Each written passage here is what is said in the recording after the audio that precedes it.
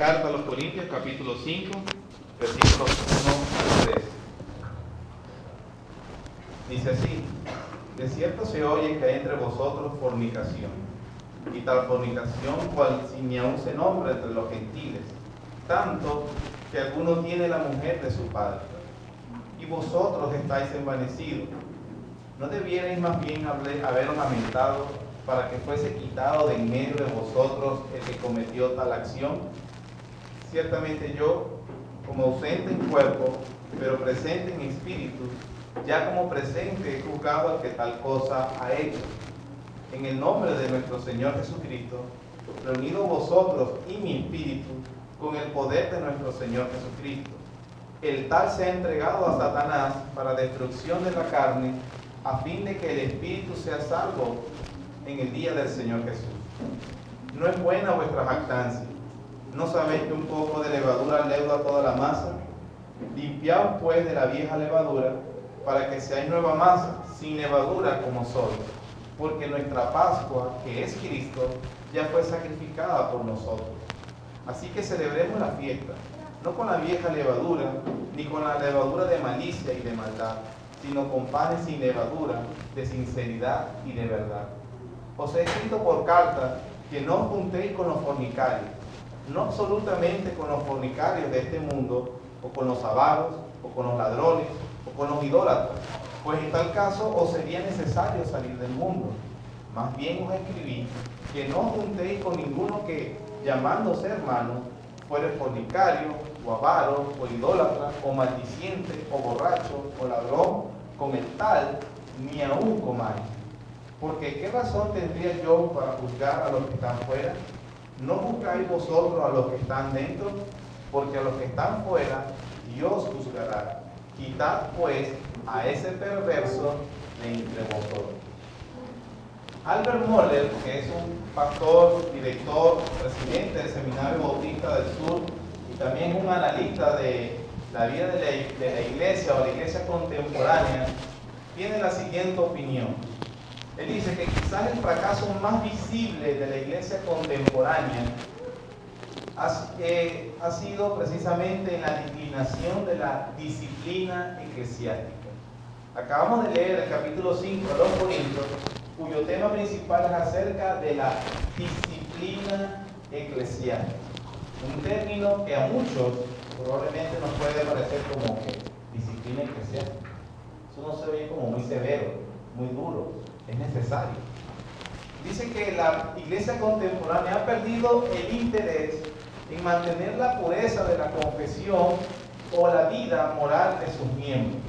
La iglesia cristiana contemporánea se ve a sí misma como una asociación voluntaria de miembros autónomos con una mínima rendición de cuentas a Dios y mucho menos unos a otros con respecto a su vida personal. Pareciera que se ha metido en el pensamiento del cristiano promedio que de alguna manera la asistencia a la iglesia es algo nominal, es un accesorio en la vida cristiana actual y que de alguna manera, a pesar de que la salvación es de manera individual y que yo he creído en Cristo Jesús, yo conservo mi autonomía y que nadie, absolutamente nadie, tiene derecho a meterse en mi vida personal. Es interesante, hermanos, que la mayoría de los cristianos, aunque se les presenta la enseñanza bíblica acerca de la disciplina eclesiástica, encaran la cuestión como una idea que nunca antes se habían topado. Le parece extraño, la palabra inclusive. Ahora, esos datos son alarmantes, sobre todo cuando tomamos en cuenta que históricamente la disciplina eclesiástica es una de las 3 marcas básicas distintivas de lo que es una verdadera iglesia. Históricamente se ha pensado que hay 3 marcas más básicas y fundamentales que distinguen a lo que es una verdadera iglesia y lo que no es. Estas 3 marcas son, en primer lugar, la predicación fiel de la palabra de Dios, entendiéndose esto como lectura de la palabra de Dios, interpretación fiel de la palabra de Dios, del texto leído, y aplicación del texto leído. Ese en primer lugar es una de las primera marca distintiva de una iglesia. La segunda, de una verdadera iglesia, para considerar a un grupo como una verdadera iglesia. La segunda marca es que ellos celebran las ordenanzas impuestas por el mismo Cristo. Estas son dos: el bautismo y la Santa Cena. Entonces tenemos que la predicación expositiva debe haber. La segunda marca es la celebración de las dos ordenanzas impuestas por el Señor Jesús. Y en tercer y último lugar, la disciplina eclesiástica. Si nosotros queremos saber si en una iglesia, en un lugar que se llama iglesia, nosotros queremos ver si realmente es una verdadera iglesia de Cristo, tenemos que analizar si tienen por lo menos estas tres marcas básicas. Si carece de una de estas tres, nosotros estamos hablando de que ese lugar no es una iglesia verdadera de Cristo. Sin embargo, el punto para poder comprender la trascendencia y la importancia de lo que es la disciplina eclesiástica, es más importante aclarar primero qué entendemos como evangelio y lo que es pertenecer a una iglesia. En algunas partes, algunos creyentes realmente no reconocen, algunos por ignorancia no se las ha enseñado y otros por conveniencia, de que creen que la membresía de la iglesia es algo que es opcional. Y hermanos, quiero decirles que según la palabra de Dios, eso no es así. Desde la existencia misma de la iglesia, la membresía es algo que se enseña claramente en el Nuevo Testamento. Sin perder 1 Corintios capítulo 5, vamos a Hechos capítulo 2 y vamos a notar cómo el escritor, inclusive para referirse a los cristianos, no los trata individualmente, sino que los trata en una identidad, y ellos son la iglesia de Cristo. Hechos capítulo 2, versículo 41. Así que los que recibieron su palabra fueron bautizados, y se añadieron aquel día como 3,000 personas.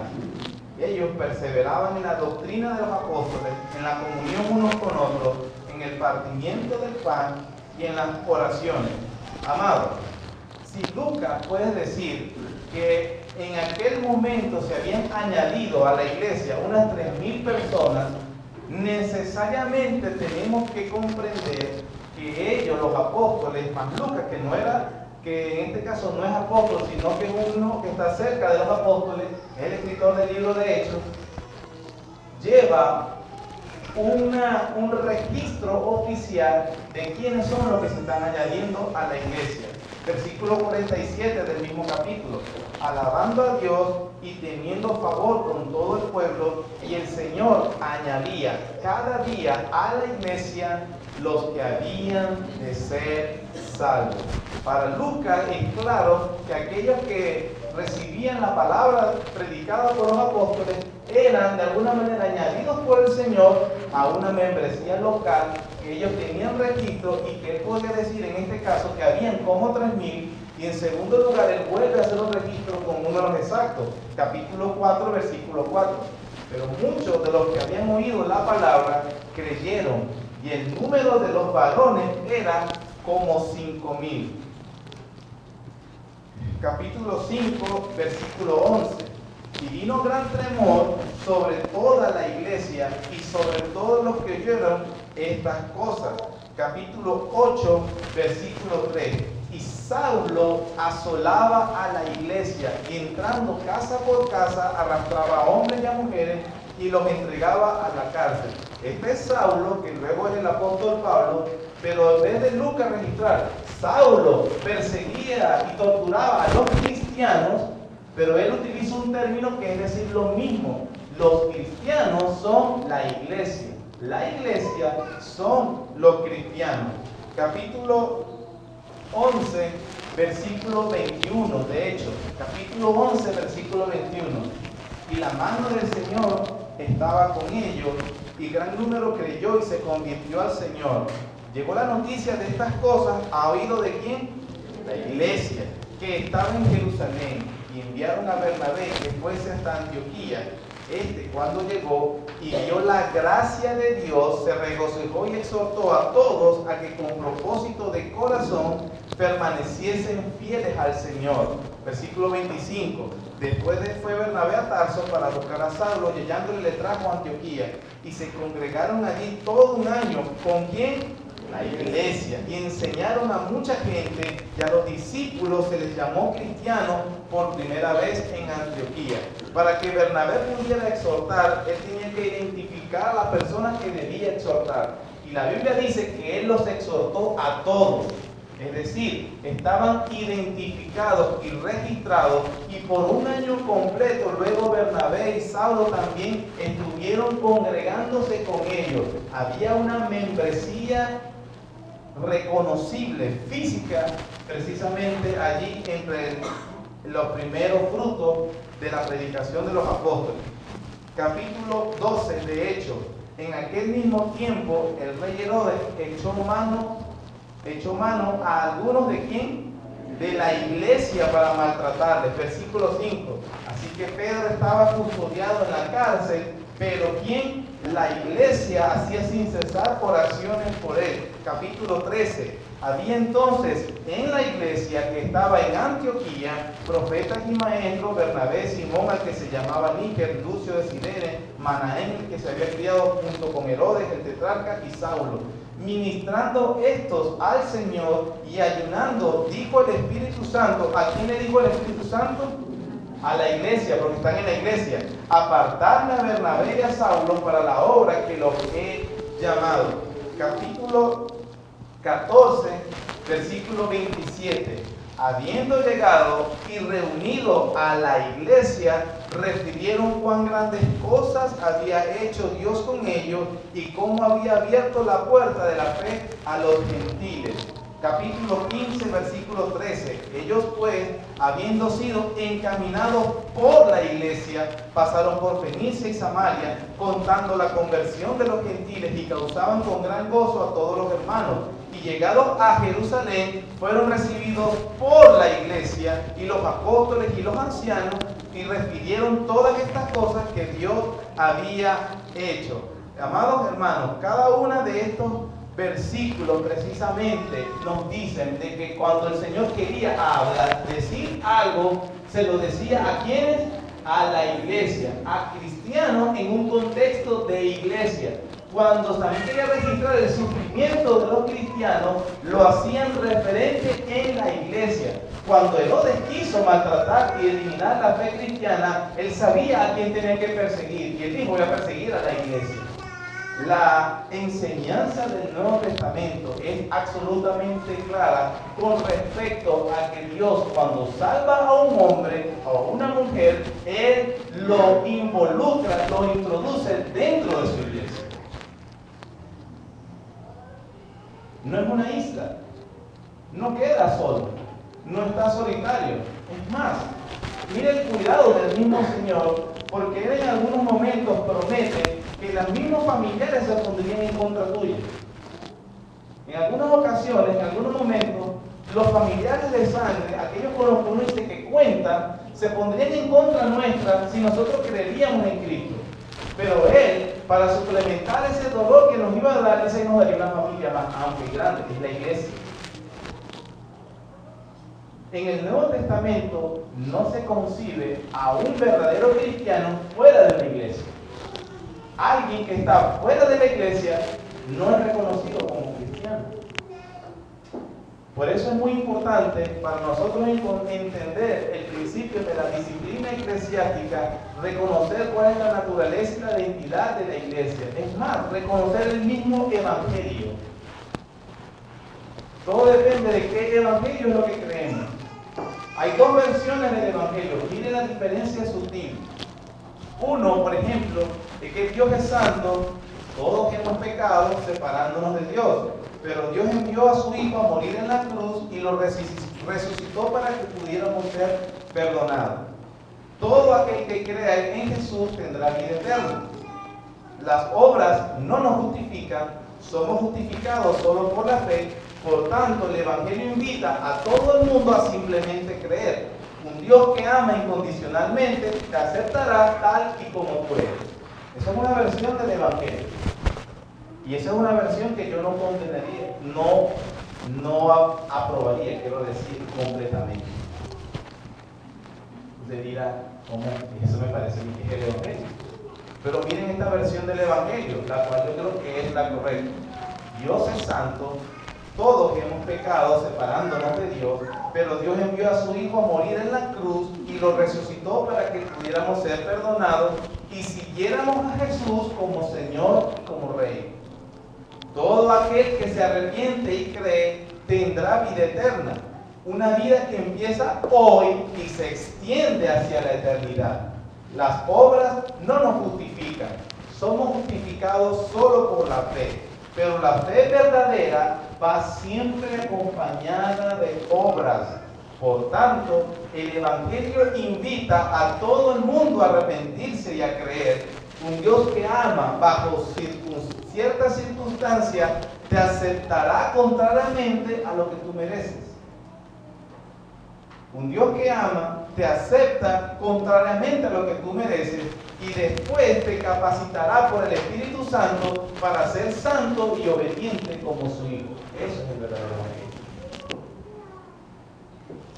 El primero tenía que ver solamente con una situación individual, mi condición y cómo yo me siento. Y cuando yo creo se acabó todo y ya. Lo que viene después, bueno, eso es ya bendición extra. Pero no tiene nada que ver mucho con nuestro estado eterno. La Biblia no dice eso. La Biblia dice que Dios, después de salvarnos, nos santifica. Y el medio que estableció en la tierra para que nosotros fuéramos a la imagen de su Hijo, hermano, es la comunión de la iglesia. Por lo tanto, ¿qué es la disciplina eclesiástica? En un famoso,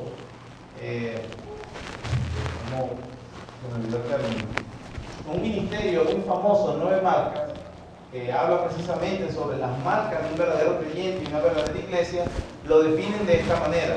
En términos generales, la disciplina eclesiástica es una parte del proceso de discipulado, la parte en la que corregimos el pecado y dirigimos al discípulo hacia un camino mejor.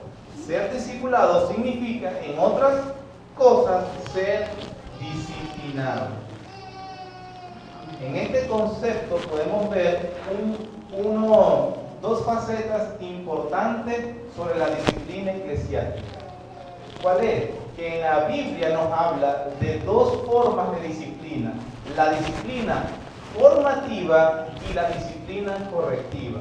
Cuando mucha gente oye acerca del término disciplina, ya inmediatamente se viene al momento donde se humilla a alguien públicamente y se le dice que es un pecador y que lo vamos a excomulgar de la iglesia. Básicamente la parte donde la vamos a exhortar y darle palo a alguien. Pero aunque eso es una cosa que precisamente leemos en 1 Corintios 5, que la motivación no es humillar a una persona, ni mucho menos hacerle pasar un rato amargo, más bien lo que la Biblia nos llama primeramente es a que todos los cristianos entran en una disciplina formativa.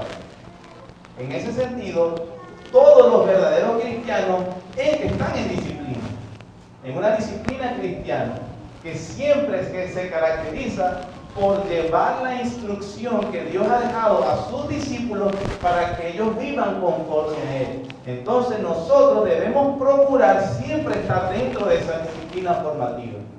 En esta iglesia local, en esta que tenemos presente, la disciplina formativa, hermanos, se lleva a cabo en la escuela dominical, en el culto de adoración, pero la escuela dominical es la formativa, el culto de adoración que le damos a Dios, los miércoles de oración y cualquier otra actividad que nosotros llamemos, porque le va a ayudar a usted en su crecimiento y discipulado cristiano. Rehusarse a recibir esto es rehusarse a la disciplina cristiana, es excluirse de la comunidad del pacto de Dios. Entendemos, por supuesto, que en la semana, variando las circunstancias de cada quien, las responsabilidades, los trabajos, algunos hermanos no pueden asistir a toda actividad que se le llame entre semana. Se espera por lo mínimo, por obligación, que con respecto al día del Señor, ningún verdadero creyente puede hacer nada que justifique su ausencia del pueblo de Dios. A menos que una razón justificable. Cuando yo digo razón justificable es que Dios te la crea, no que yo te la crea. Hermano, ¿por qué no pudiste asistir? Hermano, me sentía mal. Usted me puede decir eso y realmente no se sentía mal. Yo no soy quien para cuestionar que usted se sentía mal. Si se sentía mal, yo no puedo decir que no. Pero, Dios sí sabe cómo tú estabas. Y no engañas a nadie, ¿no? Te engañas a ti mismo. Mínimo se espera que un cristiano haga todos los esfuerzos posibles para asistir y estar dentro de la comunidad del pacto los días que el Señor lo ha convocado para la adoración. Y eso, hermano, sin una iglesia y escuela dominical, incluye la escuela dominical. Es muy triste de verdad a personas que se llamen cristianos y que no tengan la disciplina de asistir a los cultos de adoración y mucho menos de asistir a una escuela dominical. Precisamente allí son los medios que Dios ha dejado para que tú seas formado como cristiano. Algunos cristianos no saben nunca, o algunas personas, a pesar de que asisten a la iglesia, no saben nunca qué hacer, con ningún problema, con ninguna situación. ¿Y sabe cuál es la razón? Porque nunca asisten a la iglesia. Y cuando asisten, no aprenden. Pero es un deber cristiano cerciorarse, es más, es la evidencia de que Dios nos ha rescatado con el Evangelio, de que nos ha añadido a su iglesia y comenzó una disciplina formativa en nuestra vida. Un pastor, Ezequiel Harvey, definió la disciplina como incluye todos aquellos procesos por los cuales una iglesia, como encargada del cuidado de las almas, educa a sus miembros para el cielo, brinda instrucción pública y privada en el Evangelio, el mantenimiento de reuniones sociales para su edificación y crecimiento en general, el cultivo de un espíritu que aviva y atesora la vida cristiana. En eso radica principalmente el poder de una iglesia. Es que el cristiano se involucra. En este caso, hermano, no se trata ni consiste en que uno va a llevar a buscar a los cristianos, como en algunos lugares se puede dar, y casi que amenazarlos de muerte si no asisten. Es que si no vienes se te va a morir tu hijo, te vas a enfermar de cáncer, vas a llegar vas a quebrar en el negocio, y casi que uno tiene que asistir porque si no lo tiene a uno amedrentado. La maldición de Dios te va a caer. La maldición de Dios ya la tienes si Él no te ha atraído para que vengas a la formación de Él. Es como el problema de Jeremías que vimos esta mañana. Jeremías en un momento desanimado, él sintió la seducción, la atracción de Dios mismo que no lo dejó irse. Dios, él experimentó el cuidado paternal de Dios diciéndole, tú eres mío y ven que yo te voy a formar. Lo que dice que un cristiano es un cristiano es que él anhela la formación de Dios, él anhela la palabra de Dios, él disfruta ser instruido, él desea, él anhela, se arrepiente si se da cuenta y cae en convicción de pecado, pero también busca y se goza en eso, hermano. Si eso no es parte de tu experiencia cristiana, yo le quiero decir que es muy probable que usted no es cristiano. A los cristianos no se les obliga a venir, no se les amenaza para venir, ni para estar con otros creyentes. Ellos disfrutan de la presencia de Dios. Porque la Biblia dice, lo vimos en 1 Corintios 3, que el templo de Dios es la iglesia reunida. El cristiano anhela, expectante ese día. Pero la experiencia de muchos es que llegan el día domingo arrastrados. Casi que algunos cuentan los minutos para irse, porque, por ejemplo, y yo digo, es una irresponsabilidad que debe de dar una vergüenza, debe de dar una vergüenza en tu conciencia. Si tú estás aquí hoy a las 12 del mediodía y no has desayunado,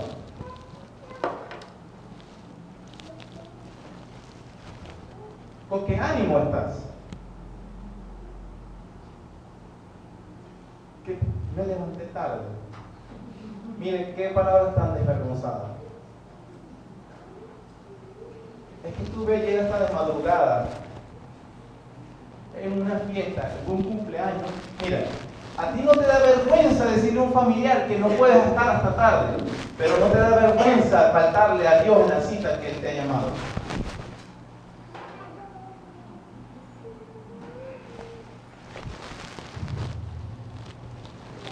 Pero eso es parte de nuestra vida cristiana. Aunque es el domingo o es el sábado, desde el viernes deberías estar preparándonos con expectación, con ánimo, con deseo. Anhela mi alma y aún ardientemente desea los atrios de Jehová. Mi corazón y mi carne cantan a Dios vivo, porque un día en tus atrios es mejor que 1000 fuera de ellos. ¿Quién puede decir esa oración con David? Mejor es estar en la casa de Jehová que morar en los lugares donde no está Él. Mejor es estar contigo siempre, porque Dios está con su pueblo ese día especialmente. Algunos quieren espiritualizar la semana y decir, bueno, que Dios son todos los días, que el lunes, el martes, el miércoles. Sí, eso es verdad, pero Dios ha convocado a su pueblo el día domingo. Y su presencia espiritual está de una manera especial el domingo, como no lo está en ningún otro día de la semana. Tanto es así que se cree en Génesis capítulo 3, cuando Adán peca, que se relata el pecado, y dice que él oyó la voz de Dios buscándolo en el huerto.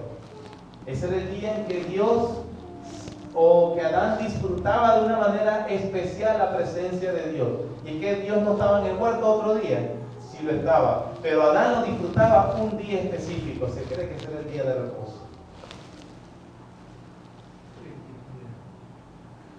Y Dios le dice, ¿dónde estás? ¿Dónde estás? En el santuario, que en este caso es donde es hoy la iglesia. La iglesia. Pero, perdón, me fui en un tema y estoy hablando de la disciplina. Pero el punto es que tenemos que entender esa realidad primero para reconocer la importancia de la disciplina. David, el rey David en el Salmo 141 llegó a decir que el justo me castigue será un favor y que me reprenda será un excelente bálsamo que no me herirá la cabeza. Para David era refrescante y un anhelo que un cristiano lo exhortara. Sentirse bajo la disciplina de Dios cuando Él me exhorta, me motiva, me anima, me amonesta, es un excelente bálsamo. Eso es preferible para mi propia vida. Hermanos, si alguno fuere sorprendido en alguna falta, vosotros que sois espirituales, restauradle con espíritu de mansedumbre, considerándote a ti mismo, no sea que también sea tentado. Vestíos pues como escogidos de Dios, santos, amados, de entrañable misericordia, de benignidad, de humildad, de mansedumbre y de paciencia, soportándoos unos a otros y perdonándonos unos a otros. Si alguno tuviere queja contra otro de la manera que Cristo perdonó, así también hacerlo vosotros. La disciplina formativa. Pero cuando la disciplina formativa, en este caso, que nos previene de que nosotros hagamos lo que es incorrecto y ya de una manera ya pecamos y de esta manera descarada, entonces la Biblia dice que el siguiente proceso es la disciplina correctiva. Eso es lo que Pablo dice en 1 Corintios capítulo 5. Él entonces nos dice en los primeros 5 versículos y nos habla sobre y dicta la sentencia. De cierto se oye que hay entre vosotros fornicación, y tal fornicación, cual ni aún se nombra entre los gentiles, tanto que alguno tiene la mujer de su padre. Y vosotros que estáis envanecidos, ¿no debierais más bien haberos lamentado para que fuese quitado de medio de vosotros el que cometió tal acción? Ciertamente yo como ausente en cuerpo, pero presente en espíritu, ya como presente he juzgado al que tal cosa ha hecho. En el nombre de nuestro Señor Jesucristo, reunidos vosotros y mi espíritu con el poder de nuestro Señor Jesucristo, el tal sea entregado a Satanás para destrucción de la carne, a fin de que el espíritu sea salvo en el día del Señor Jesús. Pablo entonces, de haber tratado el problema de la división que trató desde el capítulo 1, versículo 10, hasta el capítulo 4, versículo 21, pasa entonces a resolver el segundo problema, y es de la inmoralidad sexual que estaba pasando en esta iglesia. Pablo habla entonces que había una fornicación. La palabra donde se trae este término es la palabra griega porneia, de donde nosotros también tenemos pornografía. Entonces se refiere a inmoralidad sexual de cualquier clase. Ahora, Pablo habla de que hay una inmoralidad horrible en esta iglesia. Había una clase de incesto, pero el incesto no tenía que ver con un hombre con su madre natural, porque el hecho que Pablo diga la mujer de su padre, eso significa no era su madre natural, sino una madrastra. Es posible, no se tiene detalle, que o a lo mejor el padre ya había muerto o se habían separado de su mujer y el hijo en este caso se casó y la tiene por mujer. Pero Pablo dice, porque la ley de Dios dice que eso era un incesto y era una abominación ante los ojos de Dios. Noten esto, a pesar de eso, a Pablo lo que más le impresiona o lo que más lo deja estupefacto es la actitud silenciosa que tenía la iglesia con respecto al pecado que estaba ocurriendo. Ustedes tienen una inmoralidad sexual que es tan grave que ni siquiera los incrédulos la tienen. Cuando Pablo descalifica esta unión marital entre un hombre y su madrastra, está basándose en la ley divina. En Levítico capítulo 18 y Deuteronomio capítulo 22 se nos habla y se prohíbe la unión marital entre un hijo o una hija y su madrastra o su padrastro. El capítulo 18 de Levítico, no lo vamos a leer por razón del tiempo, se habla de que no verás la desnudez de la mujer de tu padre, es la desnudez de tu padre. Es un eufemismo para decir, no mira la desnudez, para decirte que no tuvieran relaciones íntimas. Es la carne de tu padre. Entonces, si alguien se acostaba con su madrastra o con su padrastro, entonces en ese sentido estaba violando la ley divina. La Biblia dice que Dios desprecia esa unión y que no puede ser tomada como algo legítimo. Ahora, Pablo, basado en su educación judía y en la ley de Dios, sabe que eso es negativo y dice que es inmoral. Pero alguien puede decir, bueno, pero los corintios eran griegos y a lo mejor no tienen esta información. Según algunos historiadores, Cicerón, que era abogado, filósofo y escritor romano del primer siglo, también dice que los romanos desaprobaban el incesto. Ahora tenemos una iglesia que está tan hinchada e inflada en sí misma que admitía un pecado que ni los paganos admitían.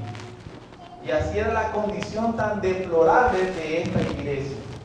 La mujer de su padre, y Pablo dice, vosotros estáis envanecidos. No debía más bien haberos lamentado para que fuese quitado de entre vosotros. Pablo dice cuál es la sentencia y cuál es la respuesta que debe dar una iglesia sana cuando uno de sus miembros comete un pecado tan escandaloso. Y esto es, ¿qué, hermano? La excomulgación. A veces se pueden hacer críticas con respecto a ese procedimiento en la iglesia. Pero en primer lugar, es algo establecido por el mismo Señor Jesucristo. En segundo lugar, no es falta de amor, es realmente demostrar el amor cristiano. Y eso lo dice el mismo apóstol Pablo luego. Pablo entonces está llevando a cabo precisamente la instrucción que dejó el Señor en Mateo capítulo 18. Mateo capítulo 18.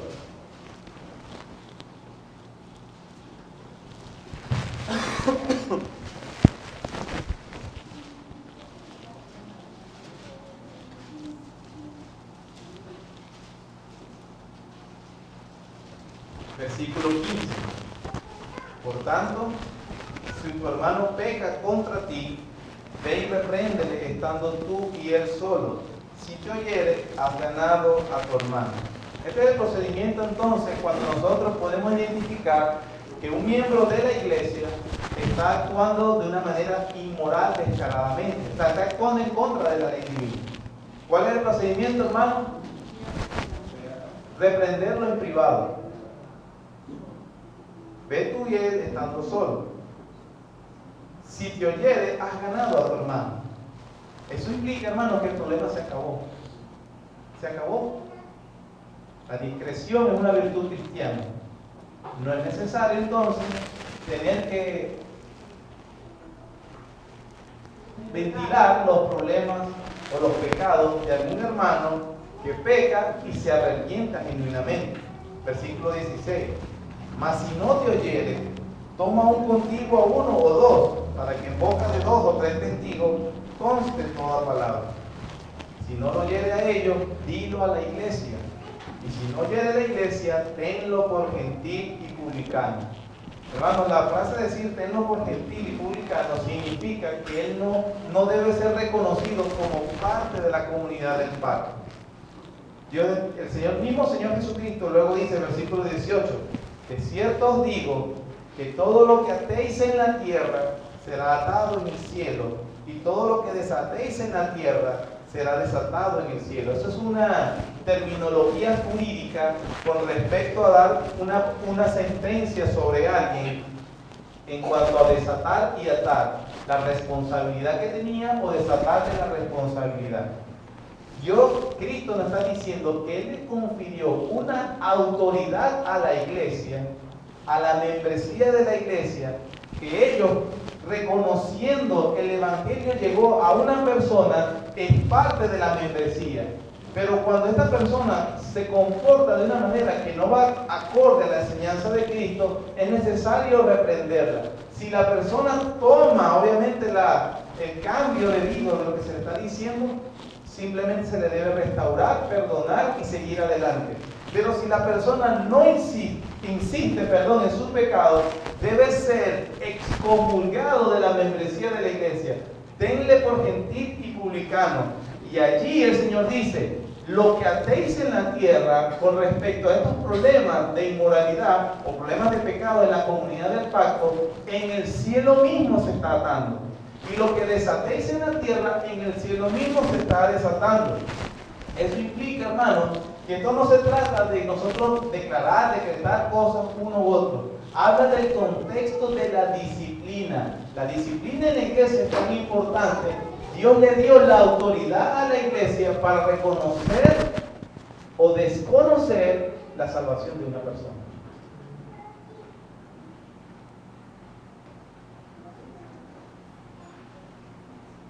Conocer o desconocer.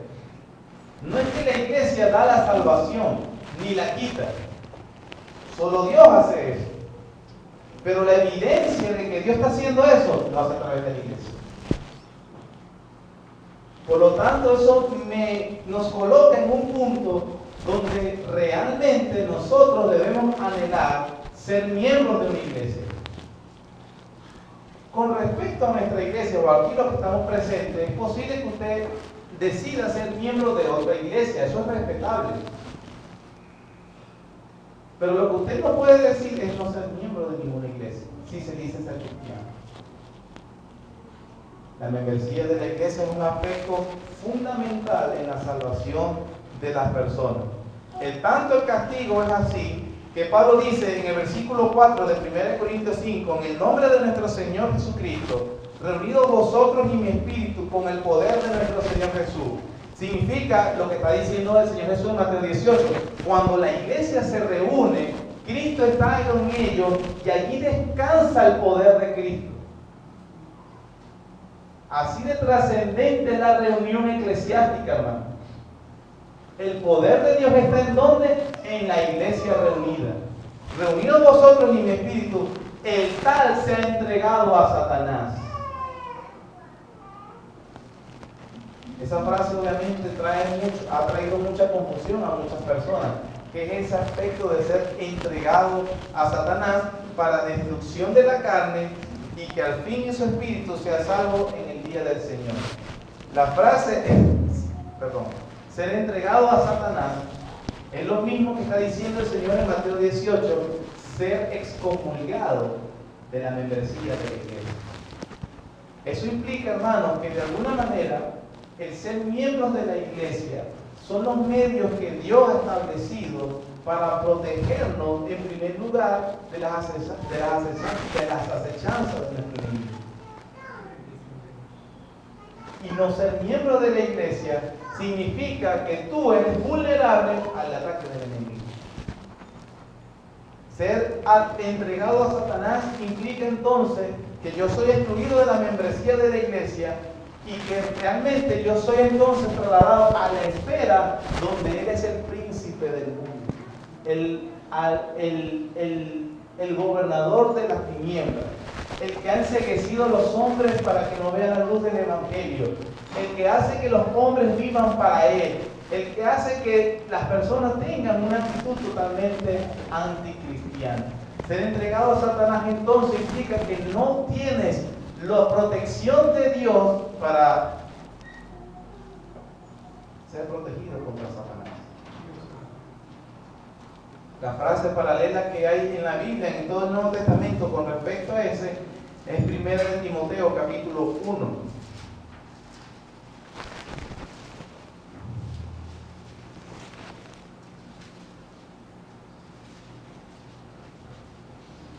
Primera de Timoteo capítulo 1.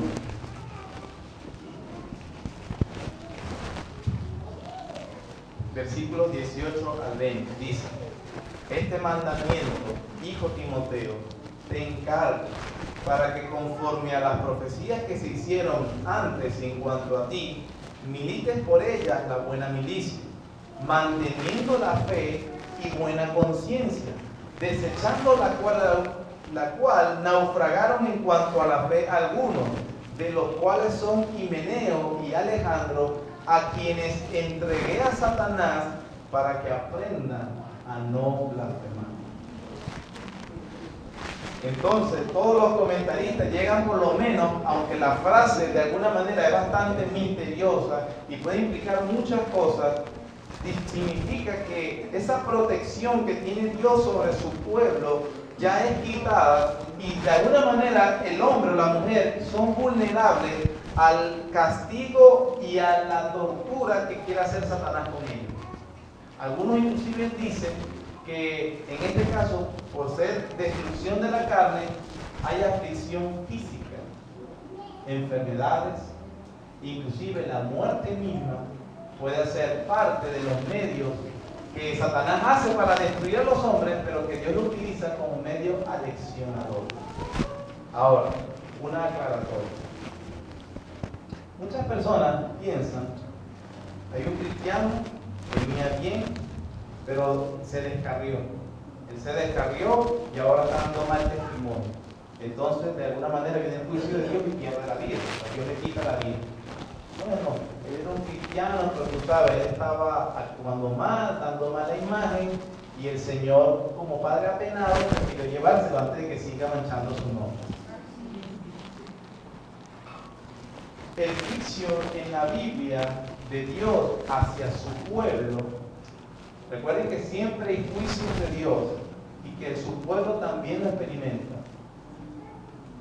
Dice la Biblia, nos enseña la Biblia, que tiene el propósito de producir arrepentimiento.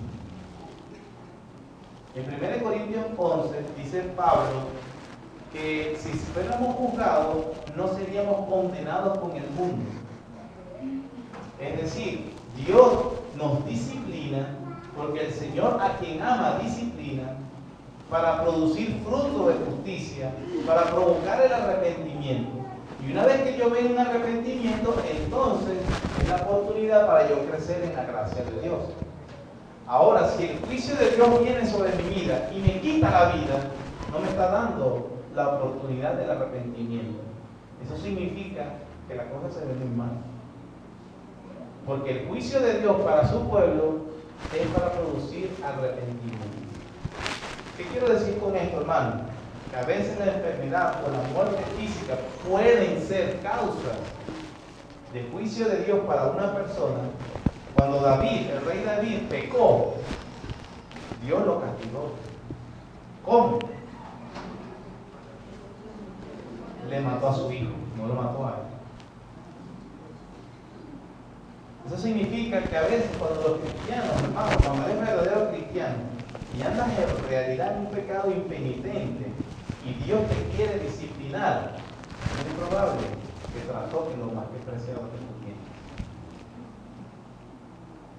con el propósito de que recapacites.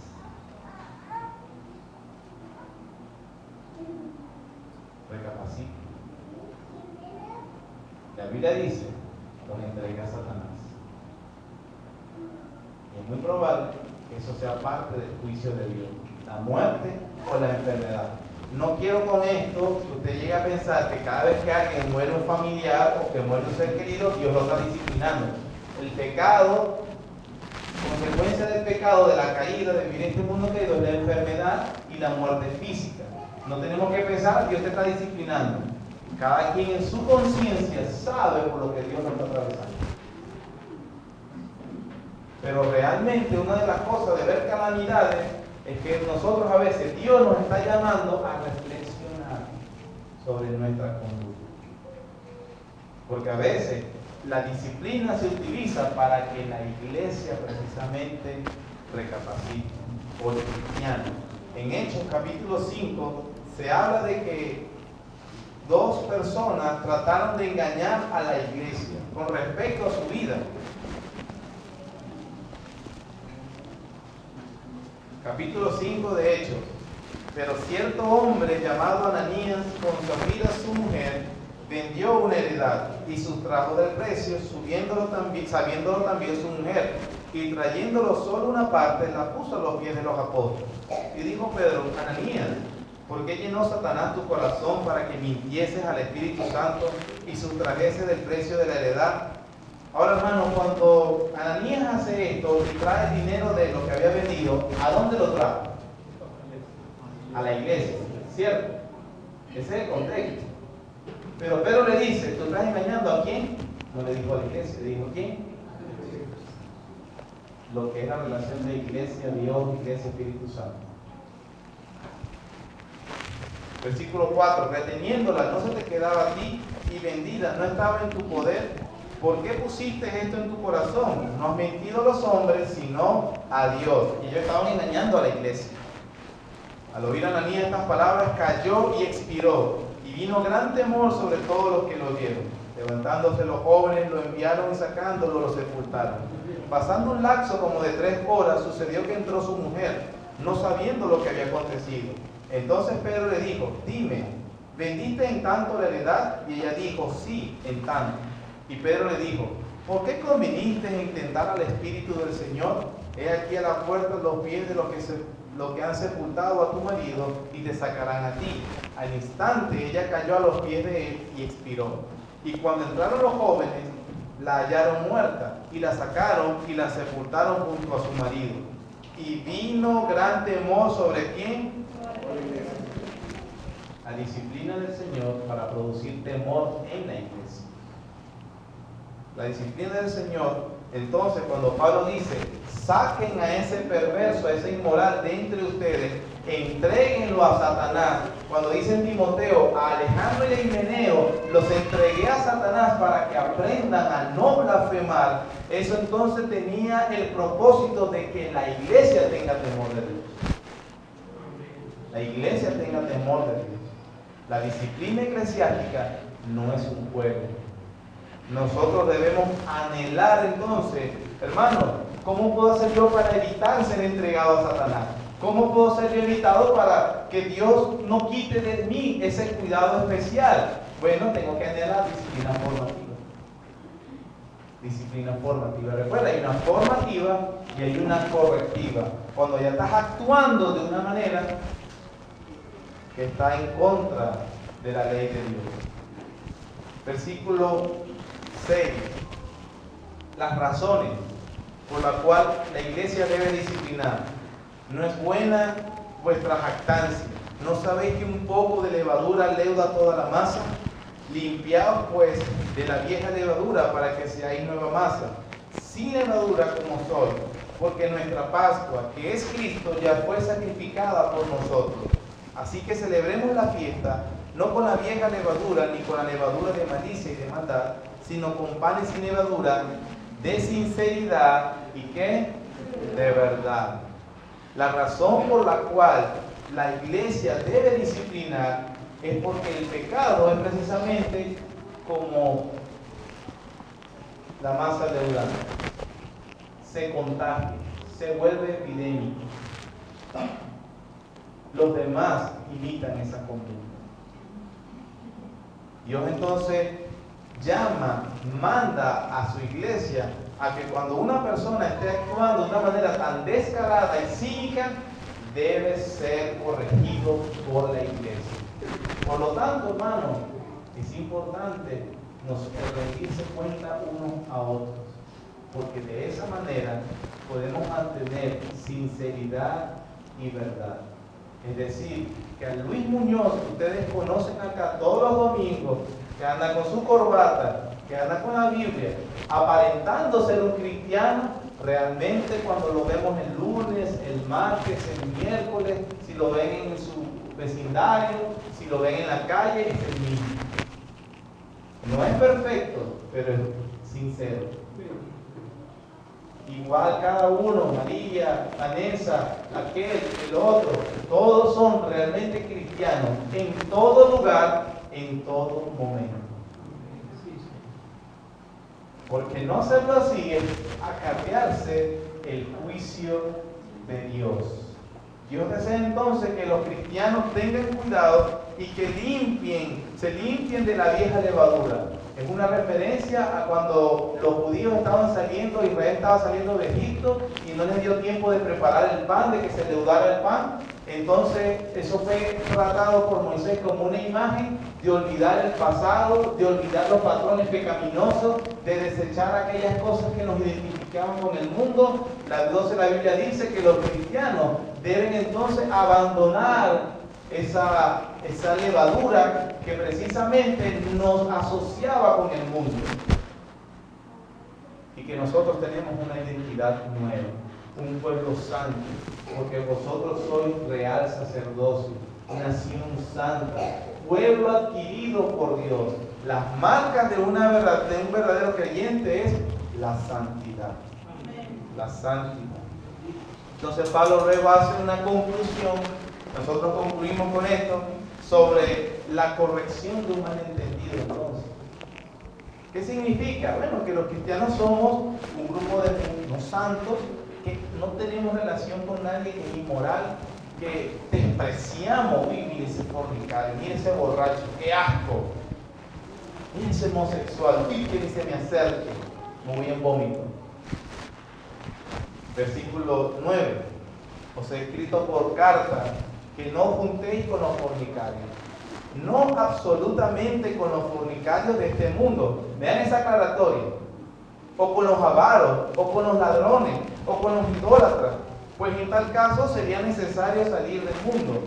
Más bien os escribí que no os juntéis con ninguno que, llamándose hermano, fuere fornicario, avaro, idólatra, maldiciente o borracho o ladrón. Con el tal que, hermano, ni aún comáis.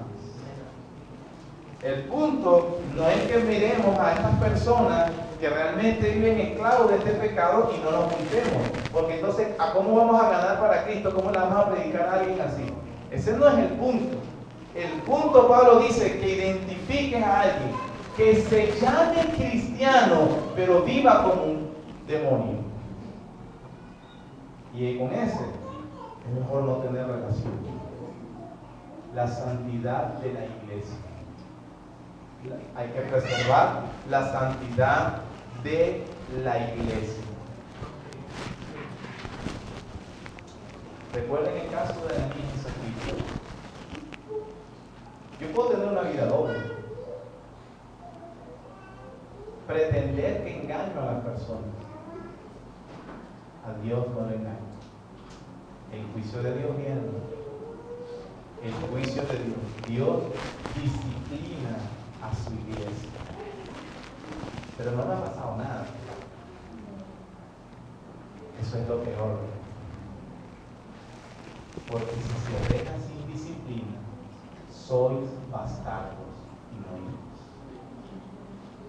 La peor condenación que puede recibir un hombre, una mujer, es que Dios no le detenga su pecado, lo deje, para que se endurezca el corazón y venir sobre él con un juicio cada vez más fuerte. Eso es lo que es. Pero cuando se disciplina, gloria a ti, Señor, porque es evidencia que tú me amas como un hijo y no como un bastardo. Entonces, ¿cuál es el propósito de la disciplina eclesial? Primero, la disciplina pretende exponer. Al pecado le encanta esconderse como el cáncer. La disciplina expone el cáncer de manera que sea eliminado rápidamente. Entonces sí hay que exponer. Después de llevar los pasos que dice Mateo 18. Pero si eso no soluciona el problema, se expone para que así entonces pueda ser identificado y eliminado. Segundo, la disciplina pretende advertir. La iglesia no representa la retribución divina a través de la disciplina. Más bien, desempeña un pequeño papel señalando el gran juicio venidero. La disciplina es una advertencia compasiva. ¿Por qué?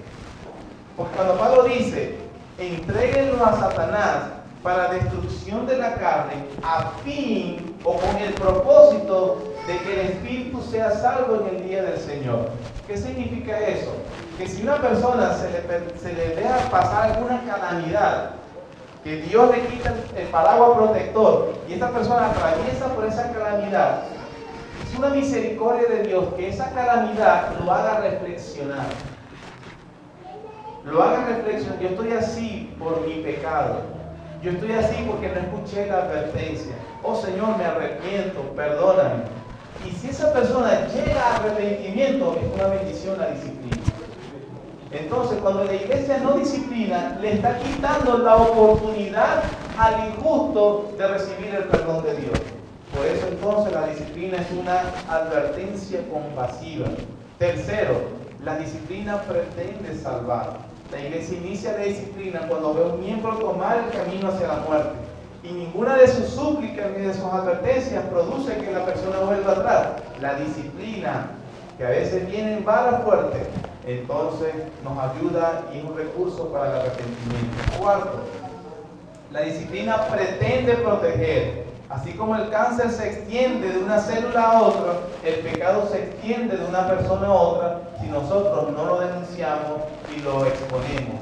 Quinto, la disciplina pretende, y este es el más importante de todos, la disciplina pretende mostrar un buen testimonio de Cristo.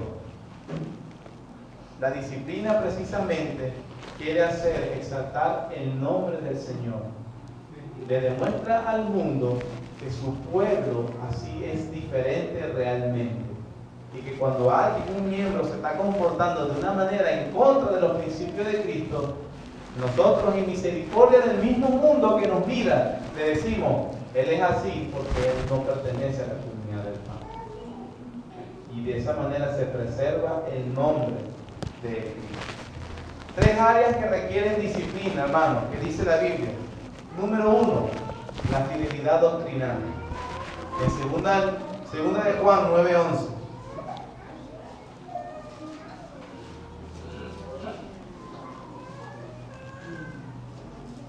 Segunda carta de Juan, versículos 9 y 11. Dice, 9 al 11. Cualquiera que se extravía y no persevera en la doctrina de Cristo, no tiene a Dios. El que persevera en la doctrina de Cristo, ese sí tiene al Padre y al Hijo. Si alguno viene a vosotros y no trae esta doctrina, no lo recibáis en casa, ni le digáis bienvenido. La disciplina también es por la vida inmoral. 1 Corintios capítulo 6, versículos 9 al 11. ¿No sabéis que los injustos no heredarán el reino de Dios?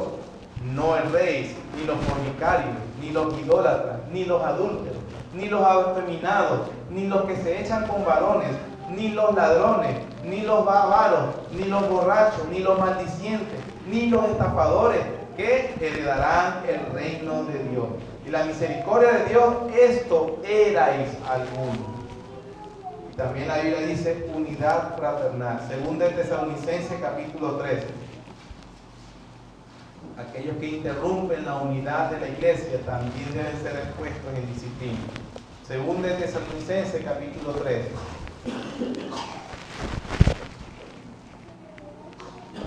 Versículo 14. Si alguno no obedece a lo que decimos por medio de esta carta, a ese señaladlo y no os juntéis con él. ¿Para qué? Entonces, las tres áreas fundamentales donde requieren disciplina eclesiástica es en cuanto a fidelidad doctrinal, en cuanto a la vida inmoral y en cuanto a las personas que atentan contra la unidad de la iglesia. Por cierto, que en las instrucciones apostólicas decía, si alguien no obedece a esto, señálenlo.